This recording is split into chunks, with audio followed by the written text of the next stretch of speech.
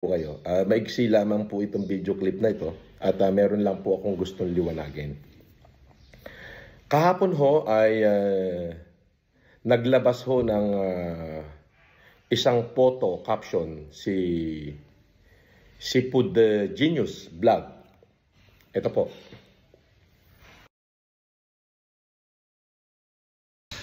At kung makikita nyo dyan sa litrato, meron hong dalawang tao na nag-abot sa akin ng pera, yung isa, tapos yung security naman nasa likod. Bibigay ko sa inyo yung story niyan. Kung makikita nyo, itong isang kamay, yan ho ay si Casper. Eto yan. Casper, liga dito. Ayan. Okay, boss. Ayan. Siya ho, kamay niya ho yung nag-abot ng sukli sa akin. Actually, ano ho yun eh. Hindi yung sukli kasi 5,000 yung binigay ko sa'yo, pero hindi mo nabayaran yung pinababayaran ko. Isinuli mo sa akin yun. Opo. Yung Malupit talaga. tigli 500. So, syempre, naka-live po ako. May nakatayong security sa gilid. Nakita sa live na inabutan niya ako ng pera. Ay idinawit na ho yung security na tumanggap daw sa akin ng pera. Ay liliwanagin ko ho, walang katotohanan po yan. At kung makikita nyo naman, talagang galing dito yung pera. Ngayon, kung sa sinasabi nilong itong mga grupo ni Food Genius na sila'y matitino, bakit kailangan nilang manira ng ibang tao? Unang-una po nilang sinisira ay yung mga maliliit na naghahanap buhay katulad ng Grab driver, Lalamove driver, Moveit driver. Magbubuking ho sila ng kung ano-ano, magbubuking ho sila ng kung ano-ano at ipapadeliver sa akin. Wala naman ho ko at di ako tumatanggap ng delivery. Di po ba? So,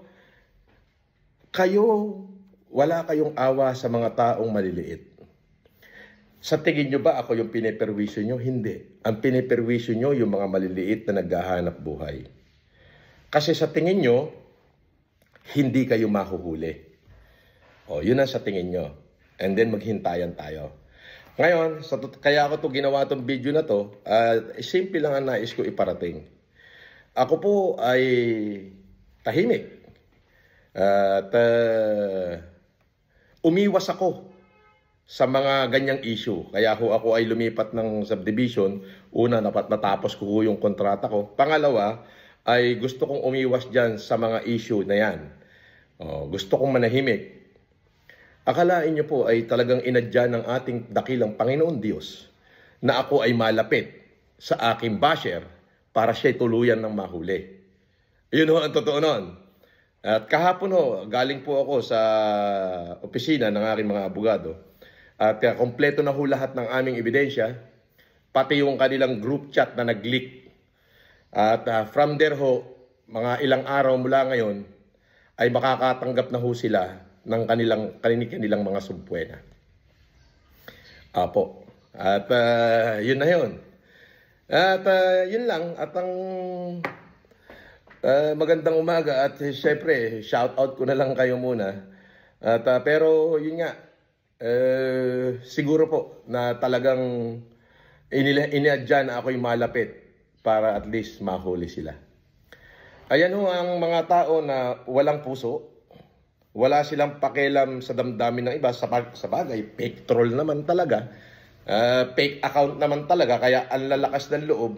Kasi sa tingin nila, hindi sila mahuhuli. Yun ang hindi nila alam. Nasa amin na ho yung group chat. Yung mga screenshot ng kanilang group chat. Lahat ng mga pangalan doon, nandun na. Yung isa sa mga leader nila ay malapit dito sa akin. Kaya ho nga, kaya siguro ko inilagay dito ng Diyos. Kasi kaya po ako umalis sa kabilang village kasi gusto kong manahimik. Gusto kong umiwas. Oo, boss. Sa mga delivery na yan. Dahil yun ang gagawin nila eh. Mamiminsala sila. Biruin mo, magbubuk sila ng kung ano-ano. Ipapadeliver kung ako'y nasaan. Maaawa ka na lang doon sa driver hanggang sa bibigyan mo na lang ng 100 piso. Pero dito ho sa bago kong address, na hindi ko naman sasabihin, hayaan yung sila maglabas. O sa mga lalamove driver, move it. O kung may magbubuk dito sa ganito at hindi ako, antimano, wag niyang tanggapin. O, cancelin niyo agad yan. Kasi yan ay walang katotohanan.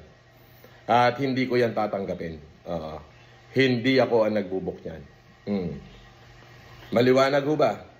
At ipagpapaalam ko muna ho sa pamunuan kung nararapat ko bang sabihin yung aking address.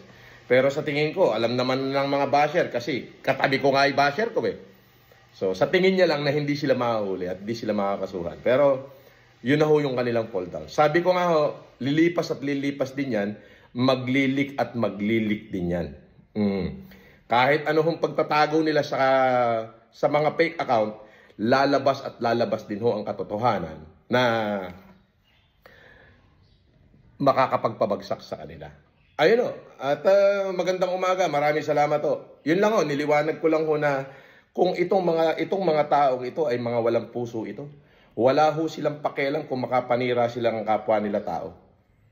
Hindi naman ho ako yung binabanatan nila. Ang binabanatan nila, ang sinisira nila, ang piniperwisyo nila, yung mga maliliit na naghahanap buhay. Yun ang piniperwisyo nila. Tulad ng lalamove driver, move-it driver, kung ano-ano mga grab driver, yan ho ang kanilang piniperwisyo.